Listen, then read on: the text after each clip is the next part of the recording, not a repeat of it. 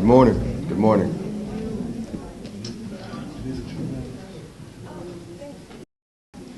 My name is Xavier Winfield. I serve as your host for today's brunch. It's so good to see you all. I'd like to thank you so much for taking the time out of your day to join us for our 2023 MLK Week Justice Brunch here at the unsinkable Albany State University. Could you please give yourselves a hand? Now to get moving right along, I'd like to bring on Ms. Kyla King to bring our welcome. Greetings, Madam President, Cabinet members, our esteemed keynote speaker, Ms. Kyla Jenee Lacey, students, faculty, staff, and guests. My name is Kyla King, and I humbly serve as the Albany State University's Student Activity Advisory Board President. It is an honor to welcome you to Albany State University's second annual Martin Luther King Jr. Justice Brunch. Know that each of you are our honored guests as we come together to celebrate the life, the legacy, the values, and goals of Dr. Martin Luther King Jr. Under the wisdom and guidance of Dr. Wendy Wilson and the Martin Luther King Jr. Week Planning Committee, I would like to thank you for choosing this celebration with us today. As Dr. King once said, our life begins and ends the day we become silent about things that matter. This year's theme is Fulfilling the Dream, the Pursuit of Justice, honoring the life and legacy of Dr. Martin Luther King Jr. This theme could not be more timely selected in the light of struggle for social justice and equality under the law. Know their names: George Floyd, Sandra Bland, Breonna Taylor, Philando Castile, Alton Sterling, Freddie Gray, Eric Garner, and the list goes on. These are just a few of the African Americans whose lives were needlessly ended way too soon. It goes without challenge that Dr. King was an agent for change in the time that our community needed him the most. One of the things that I most found remarkable about Dr. King was whether he was faced with a small act of evil or a great injustice, he did not become bitter. He simply became more resolute. He was arrested more than 20 times and his home was bombed. But day after day, month after month, Dr. King continued to speak out against the injustice and suppression for African Americans. He continued to speak out about inequality, regardless of how much his words offended and angered others. His Nobel Peace Prize acceptance speech, Dr. King spoke of his hope for humanity. Dr. King is also noted for saying, "I have the audacity to believe that people everywhere can have 3 meals for their bodies, education and culture for their minds, and dignity, inequality, and freedom for their spirit." Today, it is incumbent upon us to lift those high ideals of Dr. King and carry the torch of equality forward for ourselves and the generation, little black boys and girls that will follow us. Today is not that we should become silent to the oppression of our people. Today is not the day that we can afford to resolve to silence and on things that matter. Today is a day that we feed our minds and spirit with 3 meals a day for the perpetual growth of our dignity, equality, and freedom. Again, welcome, and I hope that you will enjoy our inaugural Martin Luther King Day Jr. Brunch.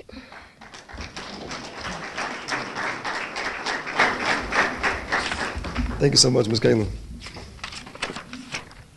Next, we have Christopher Caldwell to bring our occasion. Good morning. My name is Christopher Caldwell. I'm a senior business management major here at the unsinkable Albany State University. Albany State University has chosen this week to honor the life, the legacy, and the history of an iconic leader and change agent, the late Reverend Dr. Martin Luther King Jr. The impact that Dr. King had on our world is still expanding to this day. His selflessness, determination paved the way for a brighter, peaceful, and more equal future for many Americans. From his very own words spoken on a hot summer day on August 28, 1963, he emphasizes the fierce urgency of now.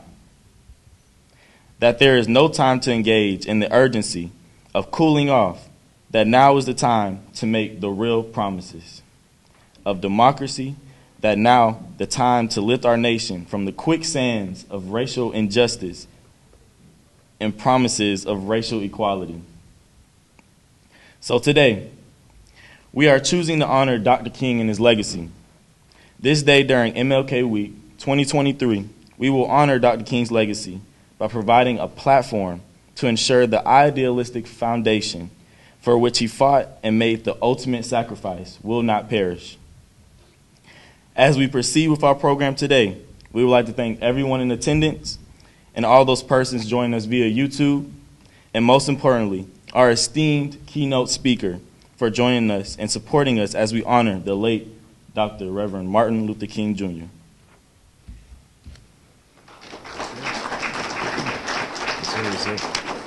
Good. Thank you.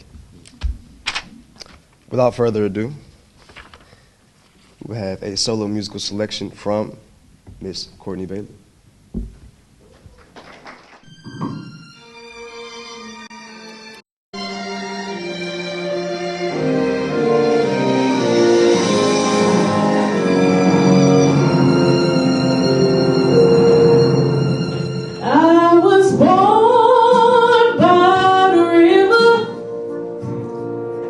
In a little tent, oh, just like the river I've been running ever since. It's been a long time coming, but I know a change gonna come. Oh, yes it will. It's been too but I'm afraid to die, 'cause I don't know what's up there beyond the sky. It's been a long time coming, but I know a change gonna come. Oh, yes it will. I go to the movie and I go downtown, but somebody keeps telling me don't hang around. It's been a long time coming, but I know a change gonna come. Oh, yes it will.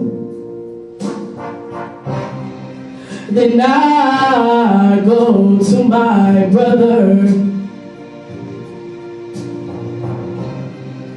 and I say, brother, help me please.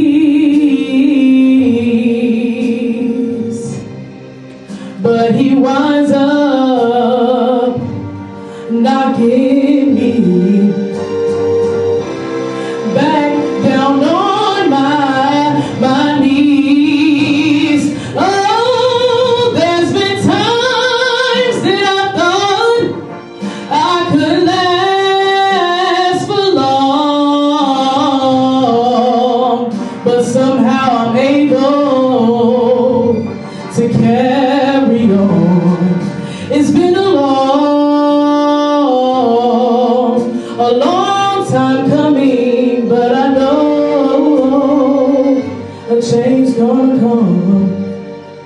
Oh, yes it will.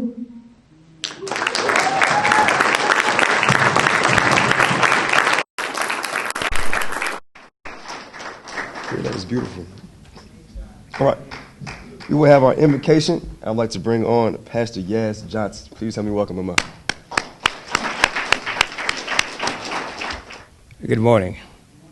Truly, this is a wonderful occasion to be here in the celebration of a great man, Dr. Martin Luther King. Let us pray. Father God, I want to take this opportunity, first of all, God, just to thank you for allowing us to be here today. I want to thank you for every minute and every hour that you have given unto us. We're thanking you, God, for blessing us with a man by the name of Dr. Martin Luther King, one that you sent down to serve a purpose, and not for just black, white, but for all mankind. We're thanking you, God, for the changes that he has made in our lives. We're thanking you, God, for the dream that you instilled in him. And with that dream, God, it's been passed along from generation to generation. And we're praying that your people continue to keep a dream and keep a dream alive so that we can move forward in such positive ways to make a powerful impact in this world, one person at a time. We're thanking you, God, for allowing us to gather here on this particular occasion, celebrating Dr. Martin Luther King. We're thanking you for each and every one of us in here and praying that throughout this entire program that we'll leave here enlightened to another level in our lives. We're praying for the speaker. We're praying for everybody that is gathered here. In Jesus' name, amen. In the meantime, I would like to bring up the speaker for our introduction of the speaker, Ms. Anya Terry. Good morning. Ms. Kyla Jenee Lacey is a world-renowned all-star melodic spoken word performer and artist. Ms. Lacey has an incredible knack for blending melodic spoken word, witty banter, and a sense of humor. Kyla Jenee Lacey is also an accomplished third-person bio-composer. Her spoken word has garnered tens of millions of views and has been showcased on Pop Sugar, Right About Now, BuzzFeed, Harper's Bazaar, Diet Prada, featured on the Tamron Hall Show and the John Oliver Show, and Laura Ingraham from Fox News called her work anti-racist propaganda. Kyla has performed spoken word at over 300 colleges in over 40 states. Kyla has been a finalist in the largest regional poetry slam in the country no less than 5 times and was nominated as Campus Activities Magazine Female Performer of the Year. Several Grammy-winning artists have acknowledged her work. Her poetry has been viewed over 50 million times and used on protest billboards in multiple countries.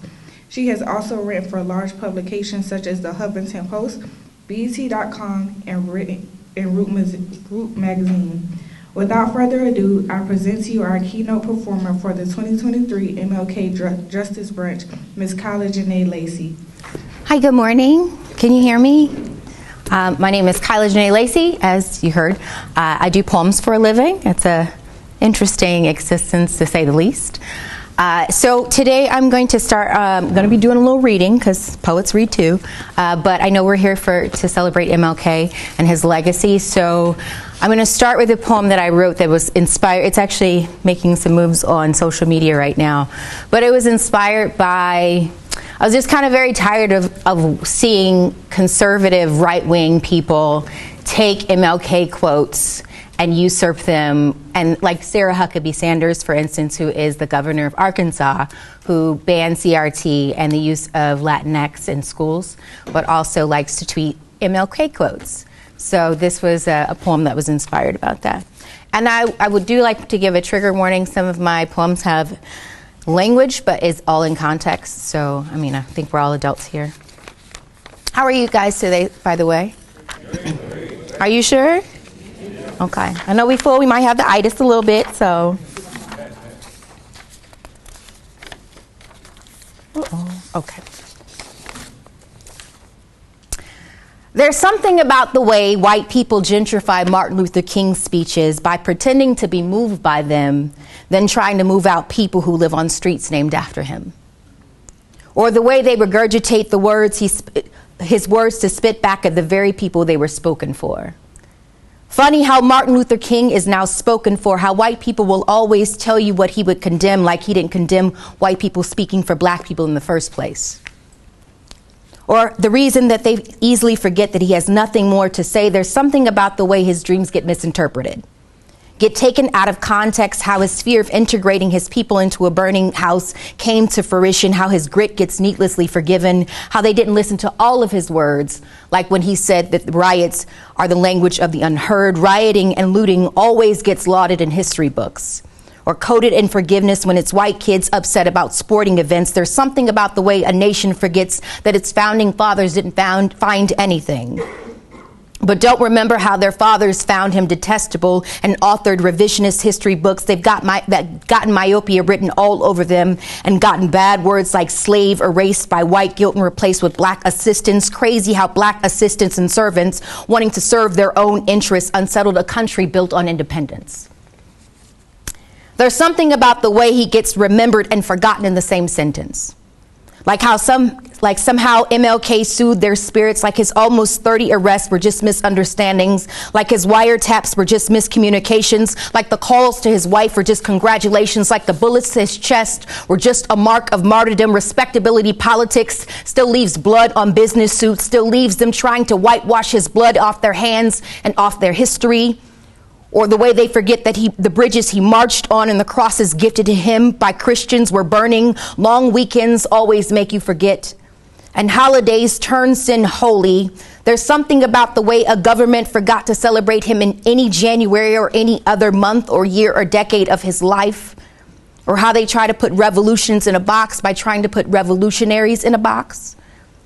Or sending a misquote in his image to attempt to silence protesters that feels like shipping a mangled body back home over enemy lines. Feels like a gentrifier giving you a tour of your own neighborhood. Something about fire hoses that still drown people after they've been shut off. There's something about the way they use his name to silence the fire in his breath. There's something about the way that white people ask you to be just like someone who was shot to death. Thank you.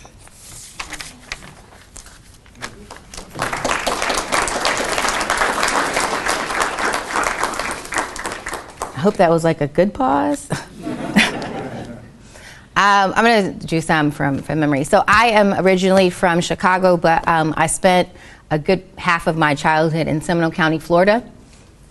And Seminole County, Florida, I don't know if anybody's familiar with it, but was where Trayvon Martin was murdered. Actually, I was telling Anthony, that I actually grew up with George Zimmerman's adjunct professor is a childhood friend of mine.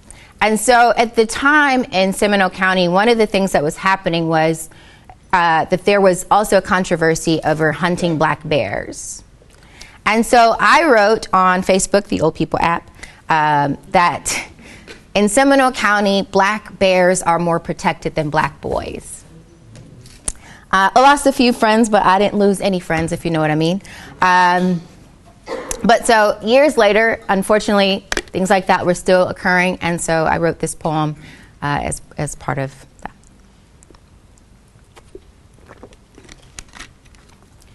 They hunt black bodies for sport, gold trophies, call them badges. Gotta go into the neighborhoods, gotta go into the natural habitats, gotta go where the animals are at, gotta snatch them back from Africa, paid vacation, go on safari, call it administrative leave. It's important to take a break after a big kill, take a picture with it, frame it, front page coverage, set up a GoFundMe to ship the body back to the States because getting away with a big kill can sometimes be expensive. Heads secure with ropes, heads hung over fireplaces, heads hung over from broken spine. Where's Peter when you need them? Some were worrying more about fur than coonskin. Some were worrying more about poached eggs than poached people. Stay away from their daughters. You know they got it out for African game. You know they will hunt you. Got to take down the pride. Too many lying around. Whoever kills an animal should make it good. Leviticus 24:21. Won't God be happy they're being such good Christians? Where is National Geographic? Some were snapping pictures of a noble savage feeding her cub, fattening it for slaughter. Her daughter doesn't go for as much on the black market, doesn't get as much media attention as killing a buck, doesn't cost as much as an NRA membership does. Everybody loves a big gun club. Everybody loves a big kill. Cock guns and cock rifles. You know they always gonna get off. You know they always gonna go back to work. You know they always gonna return to the concrete jungle, because you know what they say. If you do what you love, then you never work a day in your wild life. Thank you.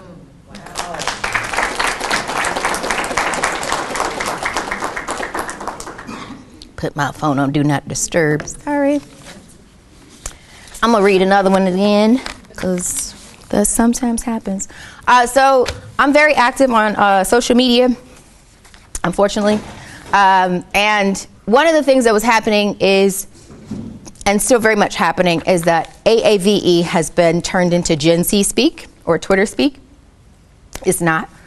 Especially the word child, which people were saying Chile. Am I the only one that knows about this, right? And I was like, that's not it. So this is my dedication to that. For black grandmas who got even blacker from toiling in the sun for white people. For grandmas who were too tired to carry the load and the language. Child is a term of endearment, as well as an indictment. Always a dedication, always with meaning pouring out of the mouth to a black child who understood the language hidden in its inflection. Child grew up on the wrong side of the tracks in the Jim Crow South and migrated north to the safety of black neighborhoods, tucked firmly in passed down potato salad recipes. Immigrant children rush home to Abuelita and Oma and Babushka and Grandmaman, but who don't speak a lick of English, but somehow get revered in history books simply because they chose to come here. Ellis Island ain't the only rite of passage for families whose last names were changed. Some of us didn't get to pass down our language, so we formulated words in the way our DNA formulated our tongues, just a little bit different. They call this a melting pot. Got mad because we could only afford to bring the scraps they gave us to add to the culture, and somehow the child still managed to dazzle, still managed to spice it up. Grandmas whose language was only funny to the folks who were never intended on understanding or taking them seriously in the first place now find those folks' descendants confusing trend with tradition.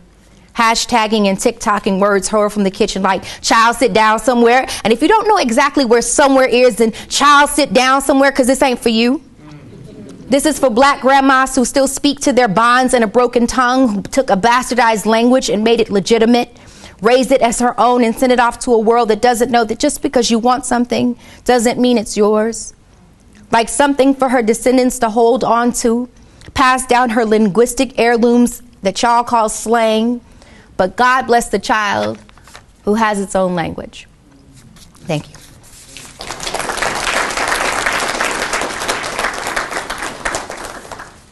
So not all of my poems are dark and super serious about being black. So this is about 7.5 years ago, I cut off all of my hair and did the big chop. And if anybody here has done the big chop, the first year is always the worst year. And I look like a sexy tennis ball, minus the sexy part. And when my hair was growing back, I was learning to love the parts of myself that I told were wrong this whole time. And when the little is reverting up there and you're like, oh. And so when I went natural, it was interesting to learn to embrace that and to be, like, hey, this is new me. Especially when I, could use a bobby pin for the first time. I was very excited. Inches. And so I wrote this poem as an ode to my hair. My curls are kinky. They love to get wet. They love hot oil dripped all over them. They are gymnasts. They're capable of backflips and front twists. My curls have personality. They will flirt with your boyfriend, but they don't like him like that because, see, my curls used to be shy and had to lie in middle school just to feel accepted. And I curse the day that they were ever made to feel that they weren't beautiful enough because my curls are untouchable. So don't even try them. Don't go near them if uninvited because their homegirls Coco and Shay will fight you if necessary because, see, my curls are feminists. They don't play that mess. They sophisticated. They woke up like this. Okay, they woke up a little more like Frederick Douglass, but that's okay because they like to be free too because, see, my curls are obnoxious. They violate dress codes. They like their baby hair with baby hair and afros. They are diverse. They listen to J. Cole and Fiona Apple, but please know that my curls are unapologetically black. They're activists. They're not pretty for black curls. They're not team dark or light skin. They don't care about colorism. They acknowledge that there were a couple of continents involved in their evolution, but they don't claim that mess. They're not hashtag team mixed chicks. My curls aren't racist. They have blonde friends. They don't need Allure magazine or Vogue to tell them how to be, but trust my curls are into fashion. They love silk scarves and cute little hats. They hate Kim Kardashian because she will try to appropriate their fullness and body and curves and say she was born with it naturally. Girl, swerve. My curls love built-in pillow talk. They stay on my mind, and yours too. They got you wrapped around their fingers. They're a little bit conceited. My curls have been heartbroken before, but had to learn how to get over him, so they co-wash that man right out of them. They may put up a front, but in reality, my curls are soft, even when they're rough around the edges. My curls think for themselves. My curls are water and grease and brush black girl blue magic. My curls aren't going natural. They are going back. Thank you.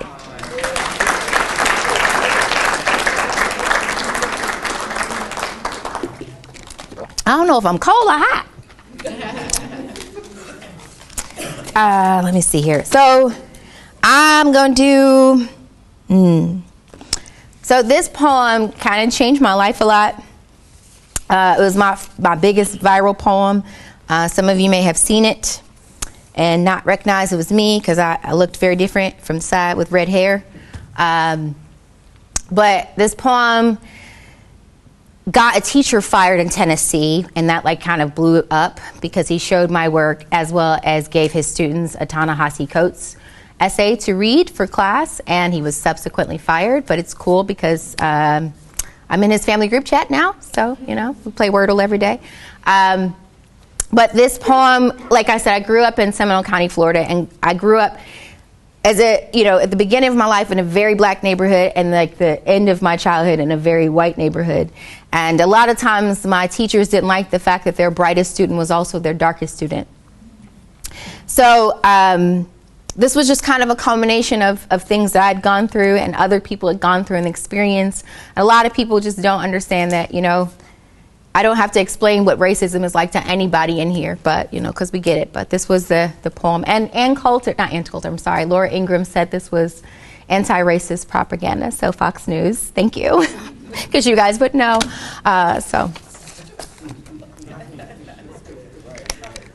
Okay, anti-racist, thanks. What an insult. Actually, I got a email yesterday, hate mail, and it said, I will pay you money to delete all of your social media. And I said, how much? It's I might need a break.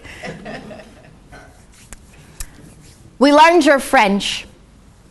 We learned your English. We learned your Spanish. We learned your Dutch. We learned your Portuguese. We learned your Italian. You learned our nothing. You called us stupid. That's white privilege. And I'm sure it probably hurts for you to hear those two words, kind of like gunshots and explosions from those commissioned to protect you, whisking past your ears. What is white privilege? It is the only 5 decades of legal acknowledgement expected to correct 400 years of white transgression. It is crack versus cocaine. Blacks receiving almost 20% longer sentences for the same exact offenses, or for instance, a black man without a record is less likely to get a job than a white felon. Well, maybe it's because we're lazy and we don't work hard enough. What the 400 years in the same field literally is an incredible resume builder. It is Katrina answering the government's prayers of eugenics, Dick Cheney going fishing the next day, Condoleezza on a shopping spree, Bush in San Diego, but Kanye is the one you call crazy because it only took the USA 2 days to get aid to Asia, but 5 for FEMA to get to Canal Street and Esplanade. It is the one black kid who beat the shit out of the odds, but only thanks to Michelle Pfeiffer, The White Shadow, and Sandra Bullock, so now we all can make it. It is the only time thousands of white people are cheering for the black kid to win is in a stadium. It is you looking at me crazy if I told you to go back to Europe, even though we didn't have a say and your great-grandparents came here voluntarily. It is you all of a sudden having a problem with immigration like this isn't even your nation. How the hell do you discover some shit that wasn't even missing to begin with? You've Columbused our traditions. Had white girls twerking in high definition with multicolored hair and purple nails, but it was ghetto when we did it. Or am I making you uncomfortable? Try a cramped slave ship. Oh wait, slavery is over now. It's just called the prison system because you're not racist because you don't use the N-word, but y'all use niggas every day. What is white privilege? It is the acceptance of bombs over Baghdad but not over Boston. It is European history being taught as a major and African as an elective. It is learning about my people only 28 days I'm not black every second as every white boy who want to screw my brains out, not because I'm pretty, but because I'm pretty for a black girl. It is people thinking that Africa is one nation. It is the waving of the Confederate flag like you didn't lose the battle and telling us to get over slavery. It is the justification of police brutality. Like, what did that person do? Well, I'm sure it doesn't hurt as much when the victim doesn't look like you. It is people thinking that affirmative action is an unfair advantage instead of keeping the qualified from being unfairly disadvantaged, or throwing out a qualified applicant because their name sounded too African American as Newports imported into black communities, but black boys exported for weed. It's big plastic asses that are called fat when we naturally have them. Is an Australian woman who's a classic of rap music. Is everyone who hears this poem dismisses all this truth I just spit as reverse racism. That is white privilege. Thank you.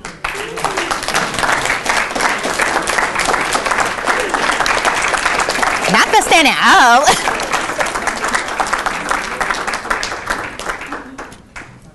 I'm going to do a couple more poems, and I'm going to get out your hair because I'm getting a little lightheaded, and I have no idea why.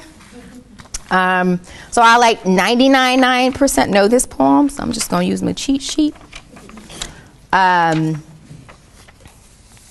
So this is definitely some colorful language, but I think everybody in this room has said this word before. So this poem is literally called The N-Word. So. But Dr. Lindsay, I already know about it, so. There must be something about the word nigga, how it manages to spice up an otherwise bland language, how it has been wetting the European palate since house niggas was the ones doing the cooking. White boys live dangerously through the translations of asterisks. How thrilling it must be to be on both sides of the law, to be the marked man and the marked man, even if just for 3/5 of a second, and one word, give or take a letter, and a permission slip from your mixed homeboy. How thrilling it must feel to press your luck when the odds are already in your favor. They say nigga like they know somebody who knew somebody who was dragged behind a truck like an ER is dragged behind a first syllable that can change the expression with just the movement of the mouth. Because God forbid there be one thing off limits to white teens who swear they aren't privileged but who make posts with the express intent of them spreading and are shocked when they make brush fires out of their futures. Ain't it a privilege to have a future to burn? Ain't that just like a nigga? To be so wasteful and ungrateful. Music is the universal language. Rap songs got a way of making white kids say the darndest things like white kids weren't saying the darndest things before niggas even got radio play. Where is that energy for Mark Twain classics or teachers who pretend not to be fluent in the classic pronunciation outside of the classroom? Because if I can't say it, nobody should say it. Because God forbid there be one thing off limits. Because God forbid they steal from the stealers. Because God forbid they liberated language and took that nigga back. Ain't that just like a nigga? To turn shit into sunshine. To turn wasteland into want. Because everybody want to say and be a nigga, but nobody want to be treated like one. Because everybody want to say and be a nigga until the gun is coolly pressed against their nigga skin and the ground beneath their knees. Because everybody want to say and be a nigga until a nigga please. Thank you.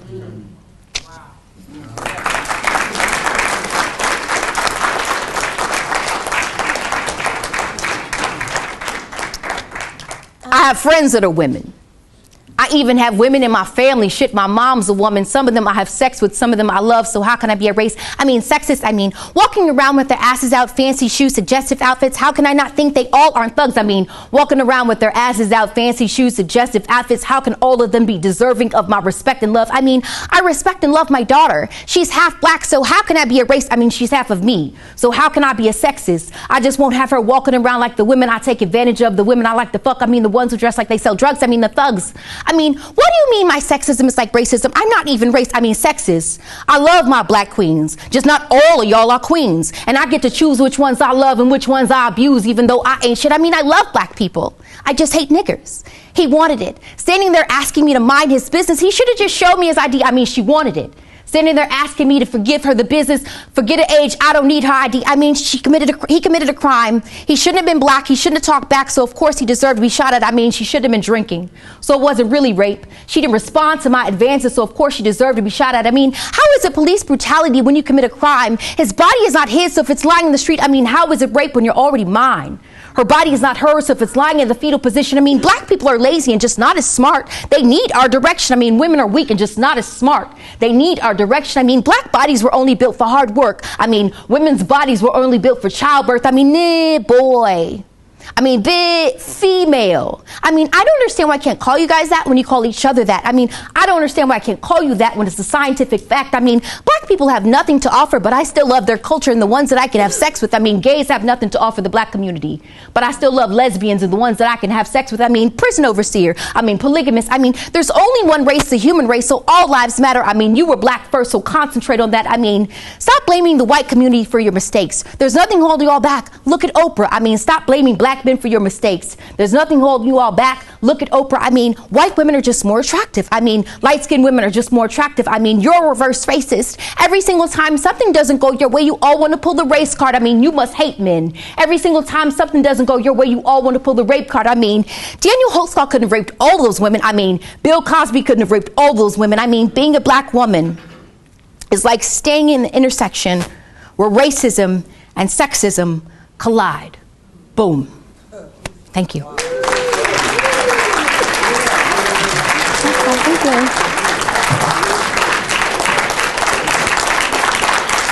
Thank you very much.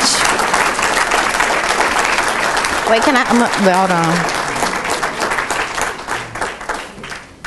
on. Thank you for rocking with that last one, because I know you're like, wait a minute, where is we going? But we're here. Does anybody have any questions? That last one takes a lot of energy out of me. That's why I have to. What's the name of that last one? Code Switch. I didn't do that one here, but it's called Voloma. Yeah. It's one of my newest poems, and it's probably my favorite one. Yeah. And why is that? What is it? What is some of the content? It's about school shootings, actually. So I wrote it after Uvalde, and it's probably the best, worst poem I've ever written. Don't look at me like that, please. Go do it? Yeah, let's do it. It's a new poem, so I don't know it 100%.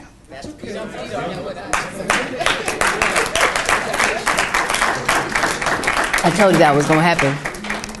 Okay. I'm going to open my phone, so I'm at the... Oh, it's right there. Okay, all right. That looked planned, but it wasn't. What word do you call a widowed womb? Voloma. Babies' breath flowers on caskets of babies who've taken their last breath and first days of school become last far sooner than school year calendars intended. Attendance records permanently altered. Time stood still, and so did police officers, because serving and protecting your own interests are orders taken directly from higher ups. The answer to protecting us from guns is more guns. Just like the answer to protecting us from violence is more violence. So little kids learn open fire drills before they even learn to read. There are not enough flowers in the world that can brighten a funeral home that houses a child who is on their final walk home. A room in her home now sits absent. Picking out your child's first day of school outfits feels much different than picking out their last, a mother's childless hug. Learning to wean herself off motherhood comes in waves like crashing, in waves like tears, in waves like sadness, in waves like silence, like uncontainable laughter lost forever in echoes. Wide toothless smiles that say cheese and try not to blink in class photos, no rap sheets with mugshots with past forlorn. Aren't these the perfect victims you asked for? Republican lawmakers making changes off of making change off of never making changes that bankroll their lifestyles off the lives of the lifeless. Turns out, desks don't protect from tornadoes or domestic terrorists.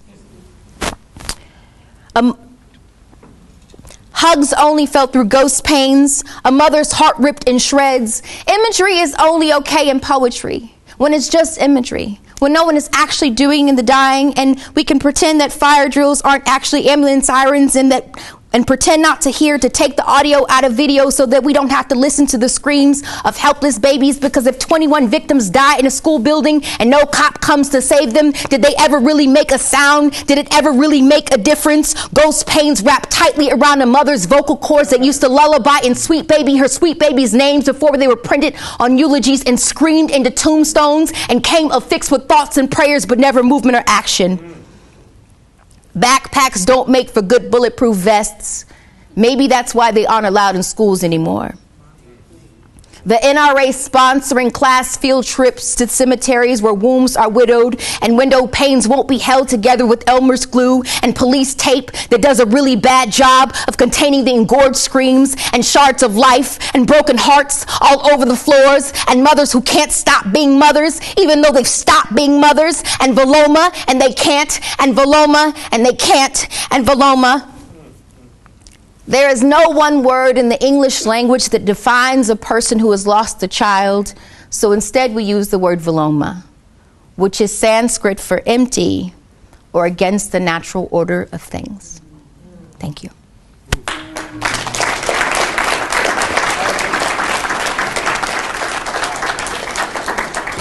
Does anybody have any other questions that don't involve doing another poem? Yes. Well, you know, you sign checks, so go ahead. Okay, well, listen. Y'all came together.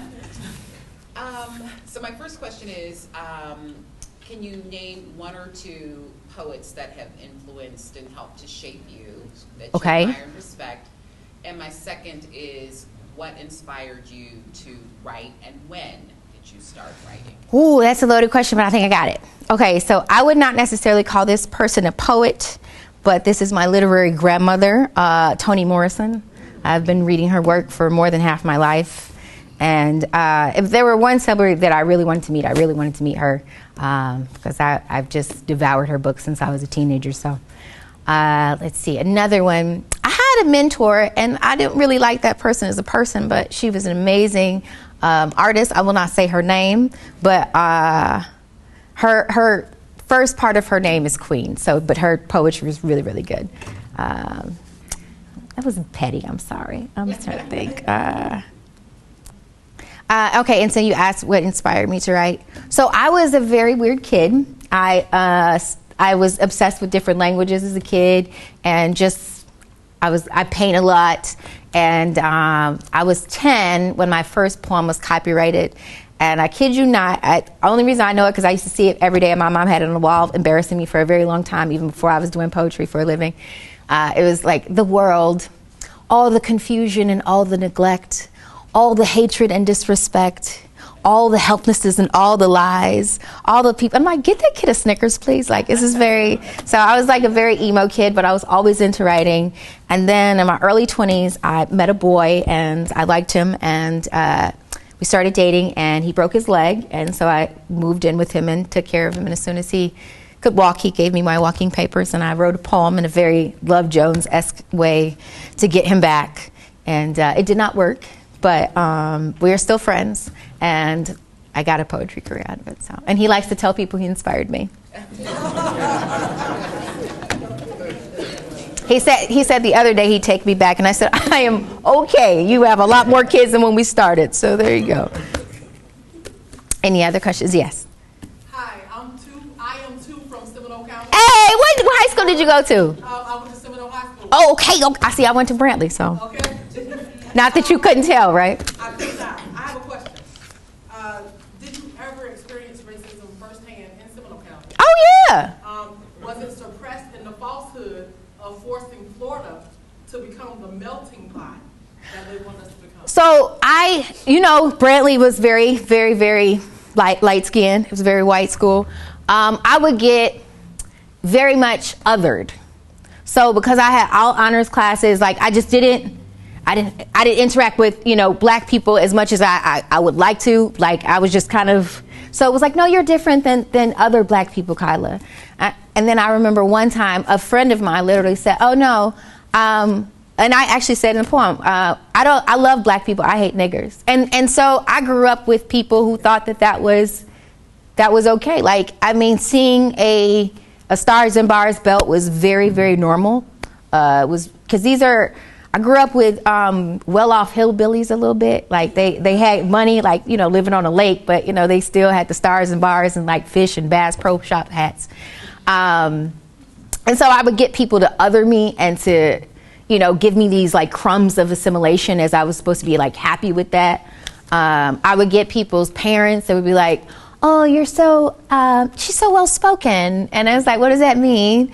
And then I worked at Danny's Bagels in Altamont.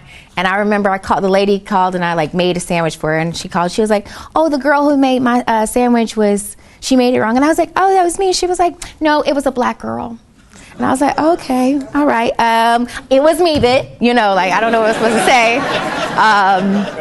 But I would get people like would just say very weird, unthought out things like, where do black people come from? And, you know, just very like, and I felt like I had to be the involuntary ambassador for blackness. You know, everything I did was, and if I did something good, it was despite my blackness, not because of it. Like, it was very much like, oh, you're different. And oh, what? Like, you know, or just exoticized for no reason. Like, I think the hardest thing was, I always felt like they were discovering black people. Like, it was like, is that your real hair? Like, you see me every day, you know, like it was. So it was a lot of that. It was a lot of like, nothing super malicious, but I mean, I got called nigger in 5th grade, but that's okay. I looked up his rap sheet years later and whoa, Jonathan has had a life. You know, so, and the teacher didn't really respond to it. She kind of laughed it off. Like, I would get stuff like that. And for the most part, it was like, I felt like I was the Black History Month experience. Like, I was, the same 5th grade teacher, she made me like sing Kumbaya in front of the class. Like, what? Yeah. Okay. So I would get stuff like that. It was very much like, you know, do you tan? I am tan. What are you talking about? Like, I would get that. Did you get that at Seminole? It was probably, Seminole was definitely more, yeah. Have you been invited back to your the last school I actually did, the second to last school I actually did was UCF. So that's my alma mater. So that was, and I've been begging UCF for years, and they finally brought me. I did homecoming there. So, well, thank you. Any other questions? We got one in the back, in there. Hi. Oh, I'm enjoying you back here. My name is Anita Allen. I have a question. Sure. How do you feel about now, in today's world, about our own race calling each other a nigger? So at first I was very much like, but I don't think it's any different than any other marginalized group taking a slur and making it their own. I think, you know, for some reason, like, being black is cool, or I always say, like, specifically black women, we are commodified but never a commodity. You know, like, we set so many tones, but when we set a boundary, then it's too much. But, like, you know, women call each other, you know, the B word all the time. You know, there are other marginalized groups that take slurs and make them terms of endearment, and I don't think that.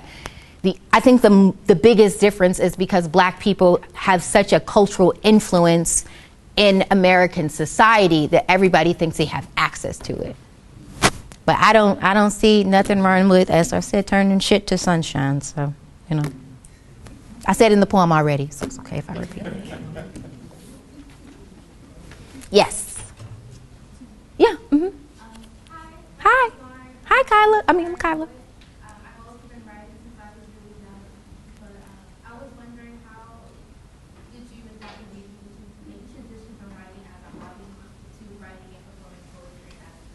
Oh, I just kept getting fired from everything else. That's pretty much it. You know, I'd be the number one in the job too. Kyla, you keep coming in late. I keep producing results. What do you want?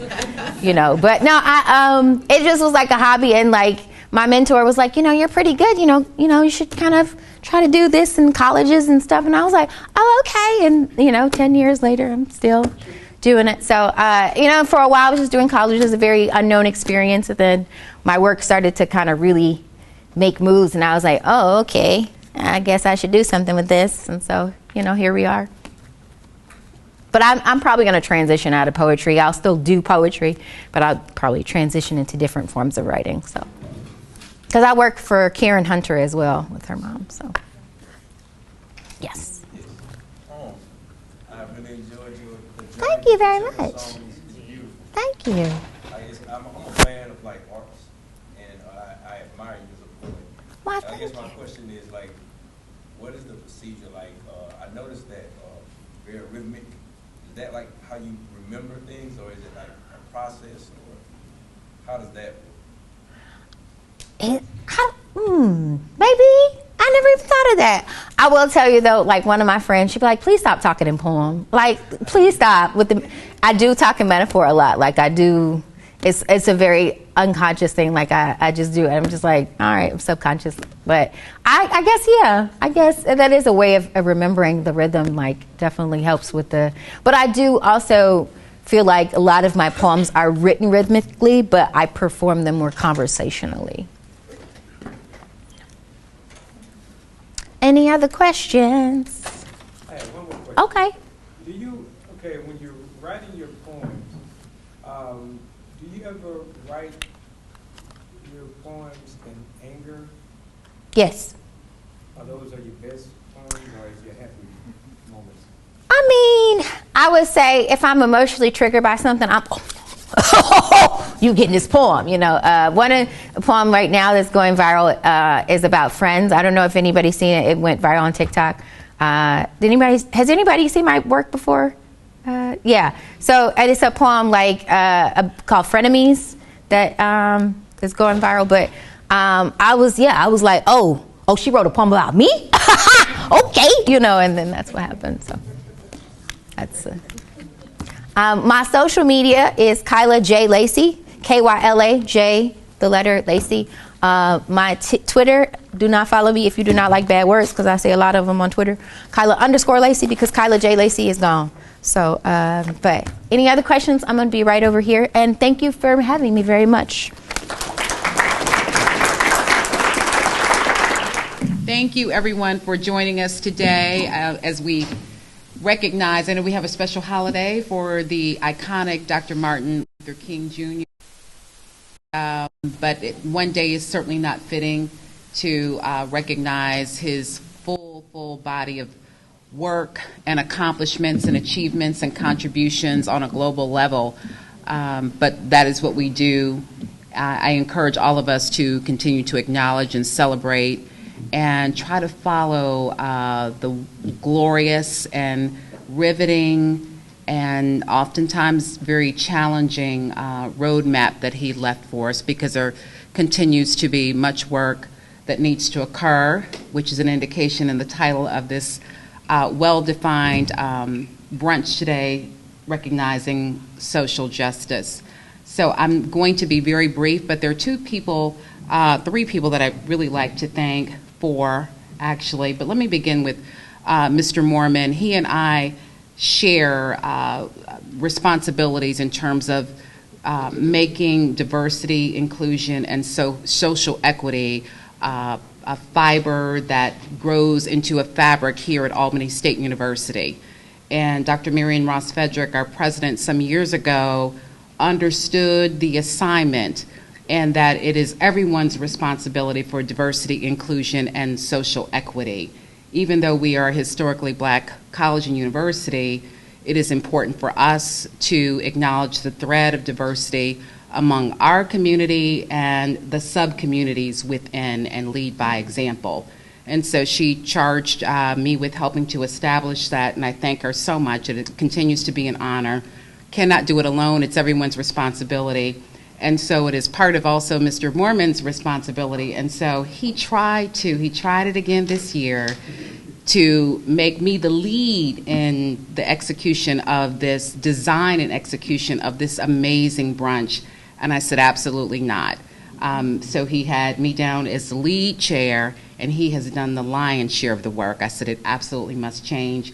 That is the one major edit that he had on the program. So if you could please join me in extending him a round of applause. He did an outstanding job.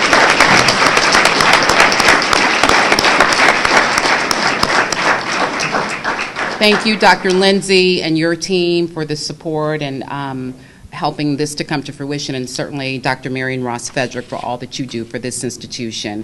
Let me also thank our many community members here, Doherty County School System. I think they may have had to leave. Dr. Lakeisha Bruce Bryant, she's going to have to start working on her doctorate now. Our CEO of United Way is here. We have an alum here at the table. And those that I may have, Congressman Sanford Bishop's office is here represented as well, and lots of wonderful and friendly faces here, and great minds in this room that you all make it happen on a daily basis for our 6,000 plus students. So thank you so much for all that you do. And last but certainly not least, Miss Kyla Jenee Lacey. Wow.